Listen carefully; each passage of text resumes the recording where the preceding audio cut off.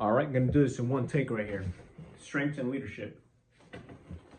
A long-term investment, but not the type of investment you may be thinking. As one of the top executives summarized, if you focus on people's weaknesses, they lose confidence. At a very basic level, it is hard for us to build self-confidence when we are focused on our weaknesses instead of our strengths, obviously. Over the past decade, Gallup scientists have explored in much more detail the mechanisms through which a strengths-based approach influences our lives. These studies revealed that people experience significant gains in self-confidence after taking StrengthsFinder and learning more about their strengths. This increase in confidence at an individual level may help explain how strengths-based programs boost an organization's overall engagement and productivity. To summarize a paragraph here for you guys, a study was done with 7,660 men and women between the ages of 14 and 22. And here are the results, which included questions about career success, job status, education, and health. What Judge and Hurst discovered from this 25-year longitudinal study, never have I said that word or seen that word, was quite profound. They found that people with higher self-confidence in 1979 ended up with higher income levels and a career satisfaction in 2004. But what was even more striking was the fact that people with high self-confidence in 1979 saw their income increase at an entirely different rate compared to those with lower levels of self-confidence.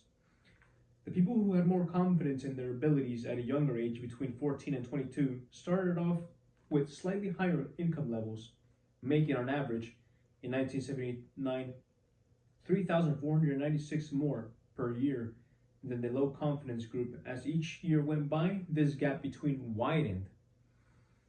When the researchers reviewed follow-up studies from 2004, the group with higher self-confidence was making $12,821 more annually compared to the average annual income for the lower self-confidence group. The people with higher self-confidence in 1979 continued to capitalize on their disproportionate gains as each year passed.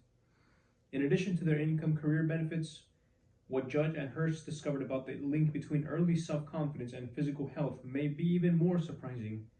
When asked about the number of health problems they have that interfere with their work, the group with low self-confidence in 1979 reported almost 3 times as many health problems 25 years later in 2004. Almost unbelievably, the group with higher self-evaluations in 1979 reported having fewer health problems in 2004 than they did 25 years before. The results of this study suggest that people who are aware of their strengths and build self-confidence at a young age may reap a cumulative advantage. Let me repeat that. The results of this study suggest that people who are aware of their strengths and build self-confidence at a young age may reap a cumulative advantage that continues to grow over a lifetime. A preliminary Gallup analysis using the same longitude, there's the word again, panel from Judge and Hurst study suggests that people who report having a chance to use their strengths in the workplace gain a smaller advantage. Other research team found that people who had the opportunity to use their strengths early on, between ages 15 to 23, had significantly higher job satisfaction and income levels 26 years later. These outcomes highlight the value of leaders knowing their own strengths, and also reveal how important it is for leaders to help others uncover their strengths as early as possible. If an organization's leaders are able to help each person capitalize on their cumulative advantage, it is likely to create more rapid individual and organizational growth.